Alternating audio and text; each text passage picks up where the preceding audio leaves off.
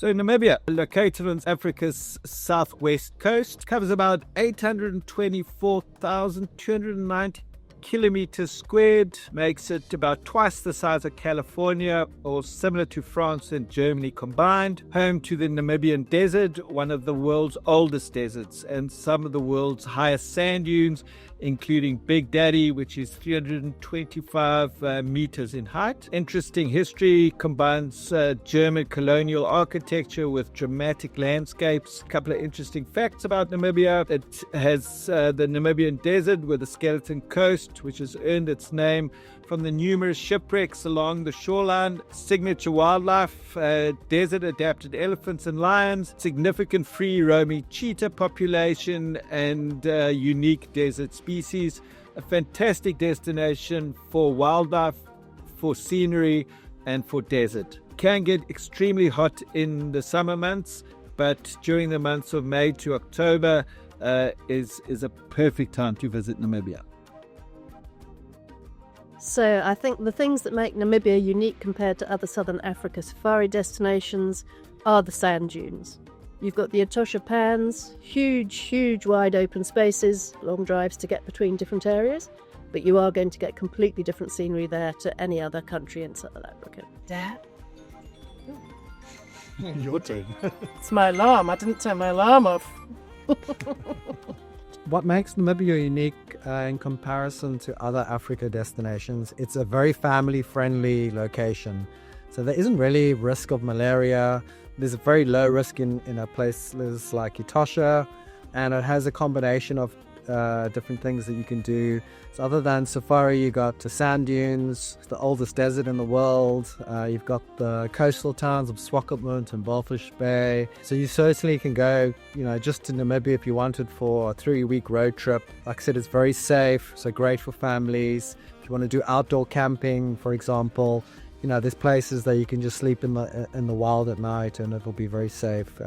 Compared to places like Tanzania, for example, you wouldn't really want to just, sleep next to your tent or outside. It would be a lot more risky. I would say what makes Namibia quite unique, maybe unique in the whole world, is one of the least populated countries for the size of it. There's not a lot of people, so you can literally drive for hours without even seeing a house. Obviously, the desert, the red sand dunes, that's very special as well. You get your adventure capital, which is Swakopmund, and you can also do your wildlife in Etosha National Park. So there's quite a lot to do. So I think the highlight of my visits to Namibia would be when I flew into the Skeleton Coast camp. This is a chance to stay in one of the most remotest areas up near the Angolan border. We were able to walk along the Skeleton Coast. And one of the things that hadn't occurred to me is when you see the whale bones and you see the shipwreck remains, some of those pieces of wood, we were shown that they'd been joined together with wooden nails, not with metal nails, which actually meant they were centuries old. And that was something I will never forget from my time in Namibia. My time in Namibia was certainly staying in an area called Aus. It's on the road. It's in the south, so if you're driving towards the famous ghost town in Kolmanskop, the coastal town of Luderitz, it's just beautiful location, incredible sunsets.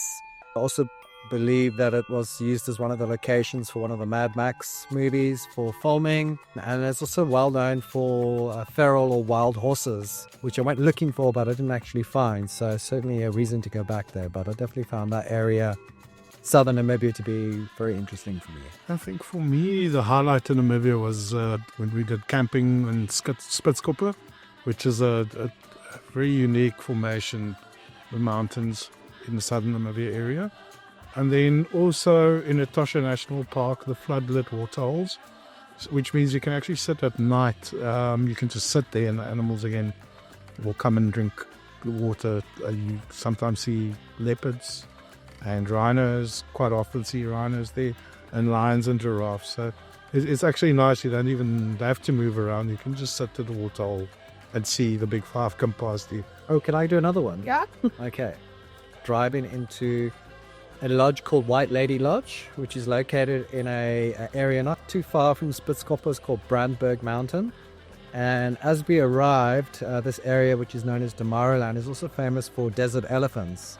And arriving at the campsite, there were elephants in the campsite, walking through the campsite, which was, my wife that was traveling with me, she was like, oh, I hope we see elephants.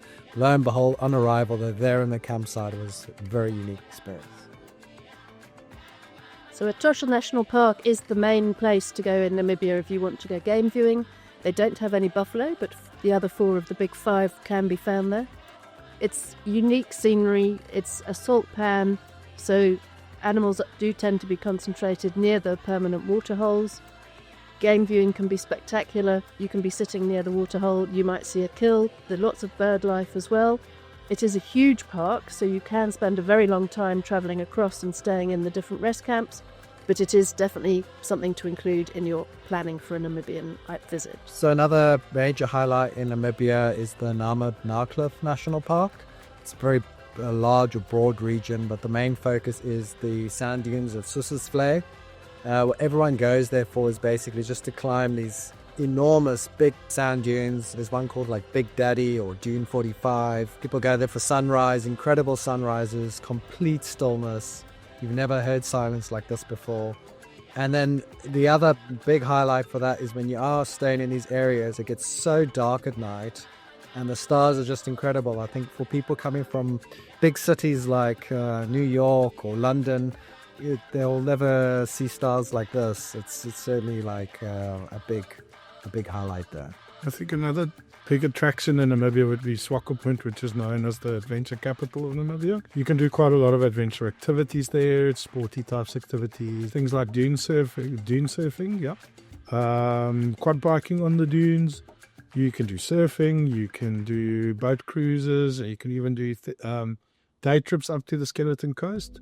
Walvis Bay is also very close to it, so usually you would go see the flamingos at the bay, but it's a very adventure activity destination, Swakopmund.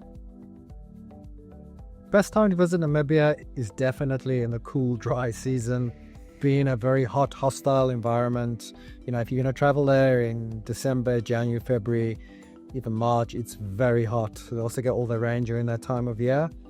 So that's the wrong time to go, although you can go if you want to, just you need to be prepared for those temperatures. But if you're traveling July, August, September, that's where it's the daytime temperature is perfect, it's dry, it's blue skies, it's sunny, but at night it is a desert, so it'll get very cold at night. To pack a combination of clothing for those cold, chilly nights and for the warm, sunny days.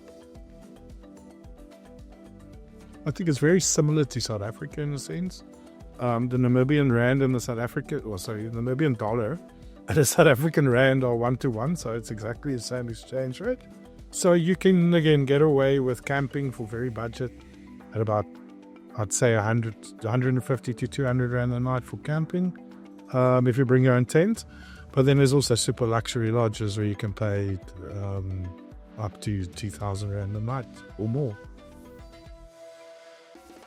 So throughout Namibia, there's going to be a huge range of accommodation on offer.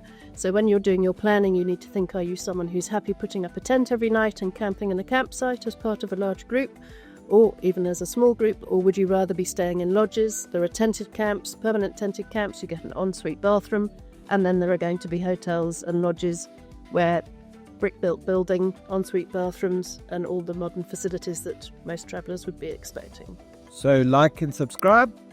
Also feel free to join a 6-part email course that will answer everything you need to know about going on safari in the link below, and check out our website. We have many tours of all various durations and styles for each country in East and Southern Africa.